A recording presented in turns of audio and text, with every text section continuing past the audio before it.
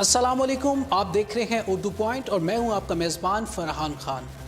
ख्वातीन हज़रात, जमहूरियत का राग अलापने वाले कभी अपनी पार्टियों पे एक नज़र डालें तो उनको इस बात का अंदाज़ा हो जाएगा कि उनकी जमात में जमहूरियत है या आबरियत है। डिक्टेटरों की गोद में परवान चढ़ने वाले ख़ुद को जमहूरियत के बादशाह कहते हैं, लेकिन अपनी जमातों को आमराना सोच और कल्चर से आज़ाद नहीं करते।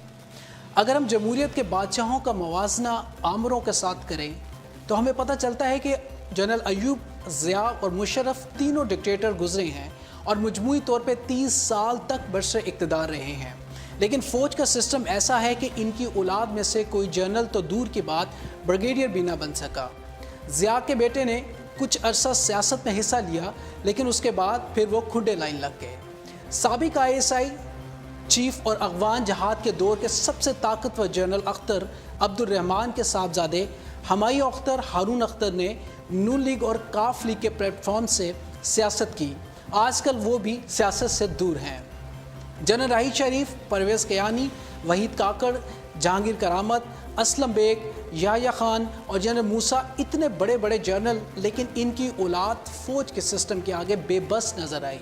वो अपने बाप के नाम का फ़ायदा भी ना उठा सकी। कुछ यही हाल अदलिया का भी है।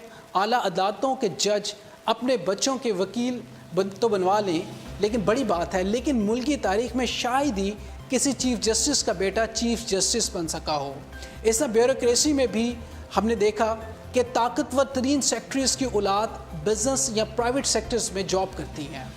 शाज़ो नादर अपने बाप की तरह आला सरकारी ओहदे पर नज़र आती हैं।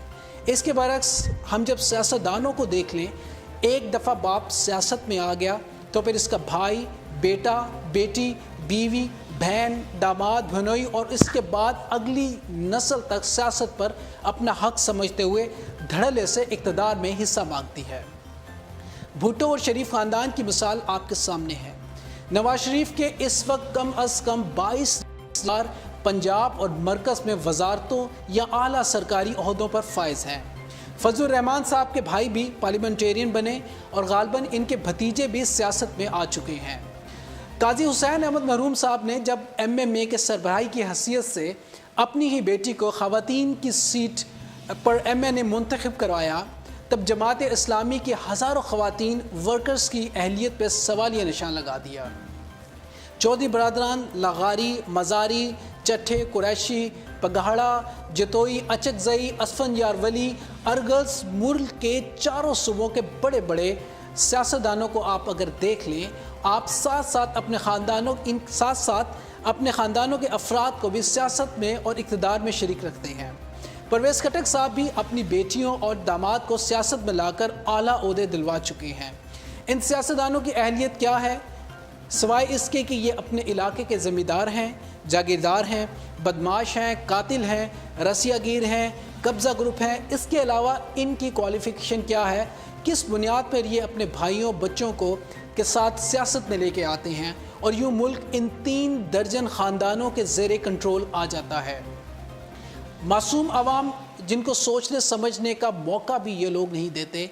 कभी पढ़ी लिखी ब्यूरोक्रेसी या मिलिट्री के ऑफिसर से पूछ के देखें कि इनके दिल पे क्या बीतती होगी जब इन्हें किसी बदमाश सियासतदान या उसकी औलाद को इस वजह से सलाम करना पड़ता है कि वो बज़ौर ताकत अपने हलके से वोट लेकर रुकन असम्बली मुंतखब हो गया और फिर वज़ीर लगा।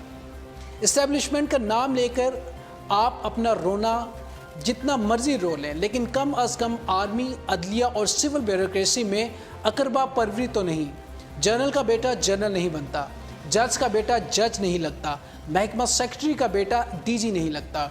ये कारनामे सिर्फ हमारी जमहूरियत में ही मुमकिन है।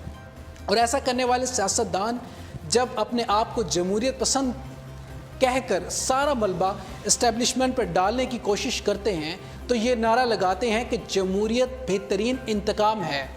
और हमारे जमहूरी लीडरों के माइंड सेट का अगर आप बागौर जायज़ा लें तो हमें पता चलता है कि जमहूरियत लीडरों के पीछे एक आमद है। हमारे अक्सर लीडरों और सियासी जमातों में खौफनाक आमरीत पाई जाती है। ये लोग वोट के ज़रिए जब ताकत के ऐवानों में बसते हैं तब इनके अंदर का आमिर खुल के बाहर आ जाता है और यही एक डिक्टेटर की तरह बिहेव करना शुरू कर देते हैं। जब तक تک ہماری سیاسی جماعتوں میں صحیح معنوں میں جمہوریت نہیں آئے گی اس وقت تک اس ملک میں اصلی جمہوریت نہیں آ سکتی۔